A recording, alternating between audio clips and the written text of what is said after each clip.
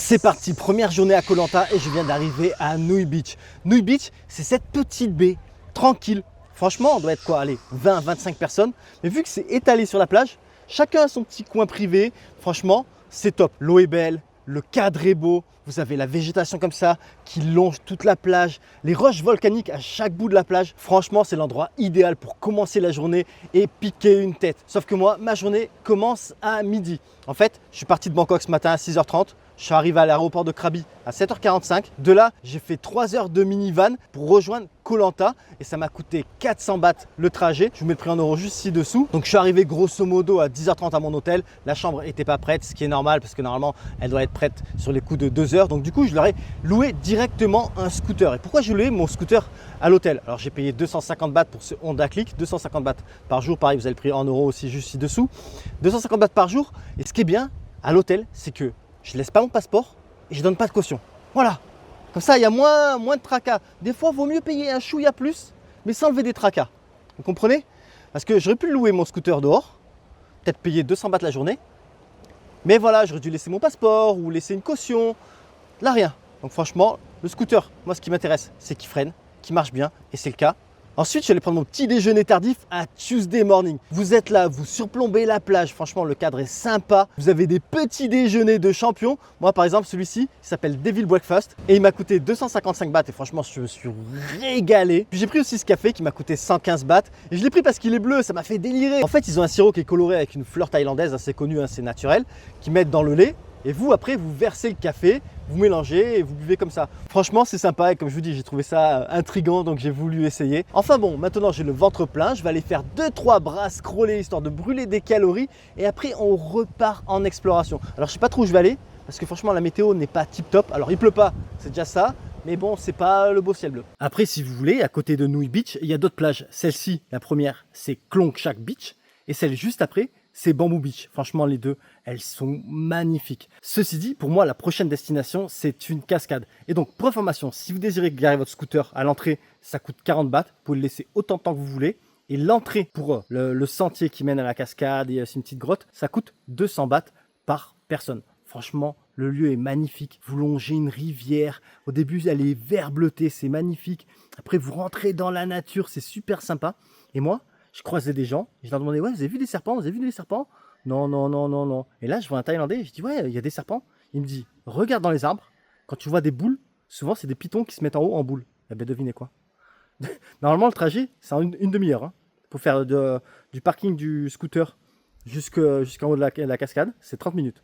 Moi, depuis tout à l'heure, je vais à 2 à l'heure, je fais que regarder en haut, et j'ai trouvé un python. J'ai trouvé un python, alors là, j'ai zoomé à max, parce qu'il est quand même assez haut. Mais vous voyez, en plein milieu là, c'est un python. C'est un petit python enroulé, voilà, il fait du mal à personne. Donc n'ayez pas peur, franchement, ils vont pas vous faire de mal. Dites-vous que si vous avez peur, peut-être qu'eux, ils sont encore plus effrayés. Donc voilà. Après, sachez une chose aussi, c'est que moi, des serpents, j'en ai pas vu tous les jours en Thaïlande. Mais alors clairement pas tous les jours. Donc n'ayez pas peur, juste promenez-vous. Vous voulez pas les voir? Regardez pas en haut. Et franchement, je vous le dis, même si vous regardez en haut, c'est super compliqué de les voir. En fait, ici, c'est un 2 en 1. Il n'y a pas que la cascade. Vous allez voir d'ailleurs sur le chemin, il y a 2 panneaux qui est écrit Bat Cave, donc la grotte des, comment on appelle ça, des Batman, des chauves-souris. Et après, vous avez l'autre panneau dans l'autre sens pour aller aux cascades. Donc moi là, je vais commencer par la grotte et après, on va à la cascade. Bon, commençons par parler de la grotte. Franchement, elle n'est pas profonde. C'est vraiment pas profond. Vous voyez quelques stalactites. Franchement, voilà, c'est joli. Et on peut voir aussi des chauves-souris. Mais forcément, ça s'appelle la grotte des chauves-souris. Donc, on peut voir des chauves-souris. Mais voilà, franchement, au maximum, les pièces, ça part sur la gauche. Après, il y a un autre chemin qui part sur la droite. Allez, 5-6 mètres de profondeur, rien de plus. Bon, c'est bien pour jeter un petit coup d'œil. Moi, ce que je préfère ici, c'est le gros arbre qui est à l'entrée de la grotte, qui prend comme ça la falaise. Ça fait un peu genre la Tomb Raider et tout. Je sais pas, je trouve ça stylé. Maintenant, la cascade. Alors, je vous le dis direct, vous attendez pas à une grosse cascade. C'est une petite cascade dans la jungle. Franchement, c'est sympa. Il y a, comment dire, une sorte de piscine naturelle, mais c'est pas profond. Mais vous pouvez y aller pour vous rafraîchir et tout. Vous pouvez pas nager, hein, c'est pas assez profond, mais c'est bien pour patauger, disons, et se rafraîchir. Moi là, par contre, je vais direct faire demi-tour. J'ai fait mes images, je vous les montrer parce qu'il fait super sombre. Il commence à pleuvoir. En fait, quand on marche dans la jungle, on sent pas qu'il pleut. C'était une petite pluie au début, parce qu'en fait, c'est vachement dense. Mais là, au niveau de la cascade, c'est un sorte de puits. Et là, ça y est, on voit, il pleut, il va pleuvoir de plus en plus. Et là, franchement, j'ai pas envie d'être au milieu de la jungle, au milieu de la route, sous la pluie. Donc je rentre direct. Ben ça y est, il pleut. Il pleut. C'est pas l'orage, mais c'est pas la pluie fine non plus. Donc je vais filer au scooter et rentrer vite fait à l'hôtel. Hein. Comme ça au passage je vous montre la chambre d'hôtel. Mais voilà, enfin, ça m'énerve. Il est quoi, 3h30? La journée est déjà coupée à cause de la pluie. Ben, c'est comme ça, on peut pas encore contrôler la météo. Ça y est, il ne pleut plus. En fait, c'est ça en Thaïlande. Dans la saison des pluies, c'est des pluies, des grosses pluies, des gros orages, mais qui ne durent pas. Donc en fait, quand j'ai fini la randonnée pour arriver au parking, j'ai attendu 10 minutes, je me suis pris une petite glace. Excuse pour prendre une glace. Et après, je suis repris la route. C'était une petite pluie fine en chemin, mais ça arrêtait de pleuvoir.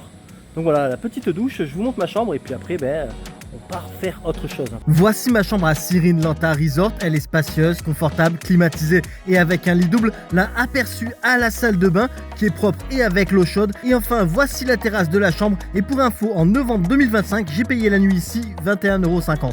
La nuit tombée, je suis allé dîner au Why Not Bar. C'est là où il y a le totem Koh Lanta. Ici, je me suis pris un curry vert au poulet qui m'a coûté 170 bahts, soit plus ou moins 4,50 € et il était sans plus. Mais c'est pas grave car je suis venu ici plus pour voir le fire show que pour me régaler.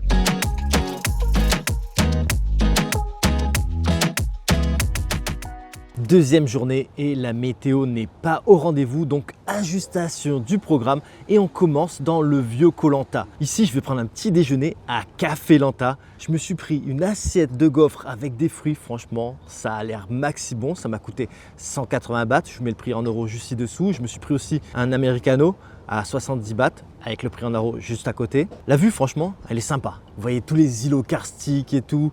C'est top, sauf que bon, il n'y a pas le ciel bleu. Enfin bon, après le petit déjeuner, on va se promener un peu dans le vieux Koh Lanta, dans le vieux Lanta. C'est pas grand, il n'y a vraiment pas grand chose à voir. En espérant que ça se découvre un peu, je sais que ça ne va pas se découvrir totalement, mais que ça se découvre un peu pour aller faire une autre activité ensuite. C'est le café dans les veines que je vais vous faire découvrir, le Old Lanta, le vieux Lanta. Alors je vous le dis direct, c'est juste une rue. Une petite rue, pas très longue, mais tellement charmante. Toutes ces maisons en bois, vraiment, je trouve ça trop beau. Je me répète, mais ça a son charme. J'adore. Alors ici, c'était autrefois un port commercial sino-thaïlandais où les communautés chinoises et thaïlandaises faisaient du commerce. Sauf que ce n'est plus le cas. Maintenant, ces petites maisons, c'est des restaurants, des cafés, des endroits où ils vendent des souvenirs. Mais le lieu a encore gardé son identité. On dirait même qu'on fait un petit retour dans le passé. C'est vraiment sympa.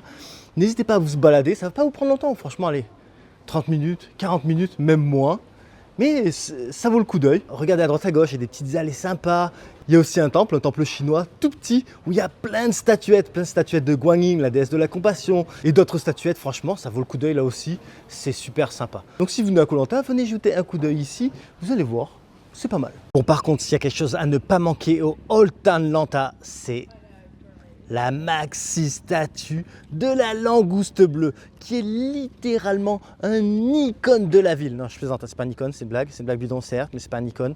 Mais là, je trouve ça assez rigolo, c'est sur le chemin, c'est vraiment littéralement à côté, au début de la rue ou à la fin de la rue, peu importe dans le sens dans lequel vous arrivez. Mais voilà, c'est là. Vous avez un long ponton qui vous donne une vue aussi sur les îlots karstiques, c'est aussi sympa. Franchement, n'hésitez pas aussi à y jeter un coup d'œil. Alors hier, enfin il y a quelques minutes plus tôt dans la vidéo, pour brûler des calories après mon petit déjeuner, j'ai fait un dos crawlé à la plage et aujourd'hui c'est activité kayak. Alors pour information, le kayak se loue 400 bahts la demi-journée. Mais si vous l'utilisez une heure ou la demi-journée, c'est le même prix, 400 bahts. Ensuite, ce qui est génial, c'est que vous êtes dans une immense forêt de mangroves. C'est-à-dire que très rapidement, vous allez vous sentir seul. Ça va être génial parce qu'automatiquement, les sens de votre corps humain, notamment l'ouïe, va s'accentuer. Vous allez entendre tous les petits bruits, les insectes, les poissons, les craquements. C'est vraiment génial. Donc en plus, comme je disais, la forêt est vachement grande. Donc vous pouvez bien vous balader, vous promener, prendre votre temps, aller au bord, contre la rive de la forêt de mangrove. Et regardez si vous arrivez à voir des petits crabes, les crabes avec les antennes sur lesquelles les bouts, il y a des yeux. Enfin, c'est pas des antennes, c'est les extensions de leurs yeux, mais c'est rigolo à voir. Vous allez sûrement voir des gobies, peut-être des oiseaux, peut-être même des singes. Donc franchement, peut-être que vous n'entendez pas, mais il y a un singe derrière. Il y a un singe qui crie. Enfin bon, franchement, c'est super sympa. Il y a très peu de monde, donc vous vous retrouvez très vite tout seul. Après, si le kayak, c'est pas votre truc, vous pouvez faire la balade dans la forêt de mangrove avec un long tail boat. C'est ces bateaux traditionnels. Ça coûte 1000 bahts pour 1 heure. Donc ça aussi, ça peut être une option si vous n'aimez pas faire du kayak. Mais franchement, le kayak, ce qui est bien, c'est que vous faites ce que vous voulez, vous êtes libre. Et je vous dis, là, ça va vous faire quoi, 15 minutes, qu'il n'y a personne qui est passé. C'est génial. Alors maintenant, un conseil. Si vous voulez voir les crabes avec les yeux télescopiques, quand vous êtes au bord de la mangrove, choisissez le côté où il y a de la boue, pas où il y a que des racines. Et là, il ne faut plus bouger, plus faire un bruit. C'est-à-dire là, je parle, ils sont tous cachés. Hein. Ils sont hyper craintifs parce que bon, on va dire qu'ils ne sont pas très élevés au niveau de la chaîne alimentaire. Tout le monde veut les bouffer. Donc voilà, faites pas de bruit, patientez. Genre si vous êtes à deux entre amis ou en couple, dites pas « Oh mon Dieu, il y en a un !» Le temps que vous dites ça, il est rentré dans son truc. Hein. Donc voilà, pas de bruit, patientez et vous allez voir les crabes avec les yeux télescopiques. Regardez ce que je viens de repérer. Un faucon, attendez, je zoome. Un petit faucon. Il est trop beau. Attendez, je zoome encore un peu plus. Oh là là, qu'est-ce qu'il est beau. Eh oui, t'es trop beau, hein? Eh oui. Alors maintenant, 2 choses bonnes à savoir si vous venez à la forêt de mangrove. La première, c'est que j'ai été victime d'un viol collectif. Encore une fois, un amour à sens unique avec les moustiques. Donc si vous venez ici, apportez un spray ou une crème anti-moustique. Clairement, parce que là... Oh, enfin bon, deuxième truc, prenez un chapeau. Parce que surtout s'il fait beau, ça c'est l'idéal pour attraper une insolation si vous n'avez pas de chapeau. Donc chapeau et crème ou spray anti-moustique. Alors maintenant, il y en a peut-être qui vont me dire, bon écoute monsieur Puss, moi le kayak, j'aime pas ça, j'ai pas envie de payer 1000 bahts pour faire un tour d'1 heure en long tail, qu'est-ce que je peux faire ici? Eh bien, vous pouvez vous promener sur la passerelle, il y a une passerelle, un sentier, surélevé, en béton, qui rentre dans la mangrove. Voilà, vous pouvez vous promener, vous pouvez voir les crabes, donc vous faites la statue, bougez pas, et vous pouvez voir les crabes, mais par de dessus. Non, franchement, vous pouvez voir si vous voulez les gobies, avec un peu de chance des oiseaux. Bon, ça, au niveau de la passerelle, c'est plus compliqué parce qu'ils vous voient, ils vont se barrer. Ils voient venir de loin. Hein. Peut-être des singes. Mais voilà, donc c'est la 3e option. Ce qui était pressenti depuis ce matin arriva, il pleut. Enfin bon, c'est pas grave, moi j'ai un endroit pour me mettre à l'abri. Je suis pas au milieu de la route et je vais me tremper. Puis au passage, je me suis pris un petit smoothie à l'ananas. Ça m'a coûté 50 bahts, ce qui fait plus ou moins un peu plus d'1,30 €. Il est bien bon. En fait, il est vachement sucré. Je me dis qu'il a peut-être fait avec du sirop. Mais bon, c'est rafraîchissant. Parce qu'il fait un peu lourd hein, quand même. Hein. Il fait lourd. Et j'espère surtout que ça va s'arrêter rapidement. Ah sérieux, je suis dégoûté. Quoi. La pluie, ça m'a fait perdre toute l'après-midi. Donc du coup, comme il n'y avait rien à faire, je suis allé me faire un massage de 90 minutes à Anshan Massage. Franchement, j'ai regardé sur la carte un truc qui était près de là où je veux dîner. Et j'ai vu celui-là qui est noté 4,6 sur 5 pour plus de 300 avis, parce qu'il y en avait qui étaient notés 5 sur 5, mais pour 30 avis, en fait, c'est les 30 copines de la patronne. Donc voilà, je suis allé celui-là et franchement, j'étais satisfait. Super bon massage, rien à dire. Donc c'est validé si vous désirez aller à ce salon. Petite salle privée avec la clim et tout. Toutes les 90 minutes, ça m'a coûté 780 bahts. Ensuite, mon plan, c'était de faire le coucher de soleil à Tien Om Restaurant and Bar. Parce qu'ici, franchement, vous êtes idéalement placé pour un magnifique coucher de soleil. En plus, le cadre est super sympa. Ils font des beaux cocktails, on mange super bien. Sauf que quand je suis arrivé, il pleuvait. Il s'est remis à pleuvoir entre-temps. Donc, pas de coucher de soleil. Mais c'est pas grave, là maintenant, il ne pleut plus. Je me suis installé dehors avec mon petit gin tonic. Alors, il faut savoir que de midi à 19 h, vous avez les gin tonic et toute une sélection de cocktails à 120 bahts. Et puis après, vous avez d'autres cocktails comme celui-là, comme ça c'est un Singapore Sling, qui sont à 200 bahts. Donc vous avez entre guillemets 2 cartes. Une carte à 200 bahts et une carte à certaines heures avec les cocktails à 120 bahts. Donc franchement, il y a pas mal de choix. Les cocktails sont bons. Comme j'ai dit, le cadre est super sympa. Ça change d'un peu des autres endroits. Souvent, les autres endroits, c'est des petits bars, dans des petits trucs un peu serrés. Pas vraiment serrés, mais il n'y a pas beaucoup d'espace non plus. Toujours la même décoration, la petite boîte en bois et tout ça. Là, franchement, j'aime bien l'atmosphère, j'aime bien la déco. Tout est super sympa.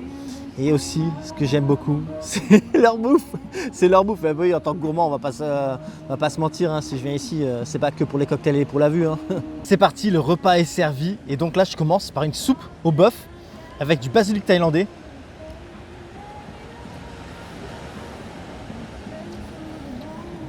Ah, c'est trop bon. C'est vraiment trop bon. C'est relevé, mais juste ce qu'il faut. Le bif, c'est du bœuf, comment dire, cuit directement à l'eau avec la soupe. mais il reste tendre.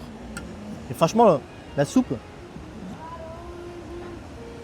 ce bouillon un tout petit peu relevé, ouais, ça passe trop bien.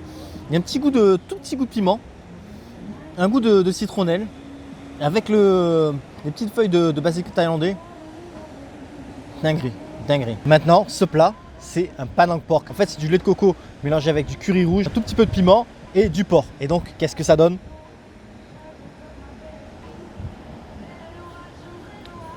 Mon Dieu. Moi, déjà, tous les trucs à base de lait de coco, je surkiffe. Là, le mariage avec le curry rouge, ils en ont pas trop mis. C'est vraiment nickel. Je l'ai pris avec du riz. Ah, c'est trop bon. Ah, c'est une dinguerie ce truc-là. Pas n'importe. Mais prenez ça, si vous venez ici, prenez ça. Waouh. Ah, c'est trop bon. Pour le prochain plat, c'est un truc que j'ai jamais vu avant. J'ai déjà mangé ce genre de plat. C'est tout simplement du poulet avec de l'ananas, des noix de cajou et des oignons. Sauf que là, la présentation, elle est incroyable. Ils l'ont mis dans un ananas. Et ça, pareil, j'ai déjà vu des riz frits dans un ananas. Mais là, ils l'ont transformé en poulet. L'ananas a une forme de poulet. Mais j'adore, j'adore. Ça me fait délirer. En plus, ils ont coupé le dessus. Donc en fait, c'est comme si on ne sait pas ce qu'il y a à l'intérieur. Et on ouvre le capot. Et là, on voit notre plat. Non mais franchement, c'est génial. C'est trop bien présenté, mais j'adore. Enfin bon, la présentation, c'est une chose. Mais le goût, qu'en est-il? Ah, j'adore. Franchement, la présentation, je m'en remets pas. J'ai envie de la porter chez moi.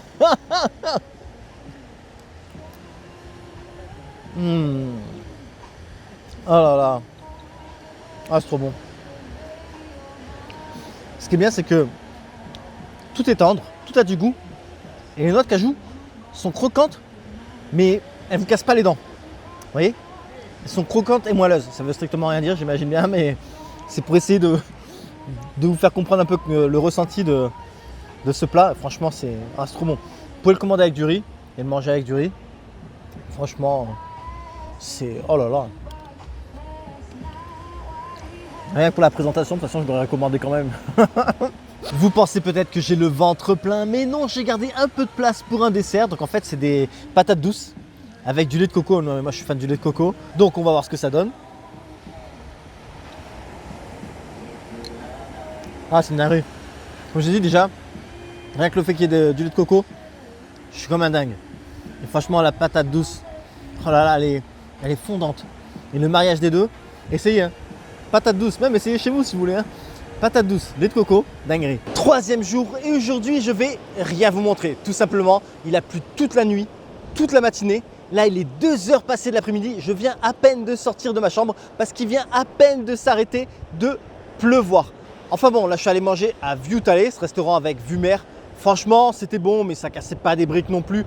J'ai pris une salade papaye avec des crevettes. Ça m'a coûté 150 bahts l'assiette. Franchement, c'était pas excellent. Après, je me suis pris un sauté de calamar. Là, c'était bien meilleur. Et donc, le sauté de calamar, ça m'a coûté 200 bahts. Et l'assiette de riz, ça m'a coûté 30 bahts, donc 230 bahts. Puis, je me suis pris à boire un milkshake à la noix de coco qui m'a coûté 70 bahts, lui qui était bien bon. Après, pour noyer ma dépression, je suis allé à Fulfill Café pour me prendre un smoothie bowl. Oh, il était excellent. Il m'a coûté 215 bahts.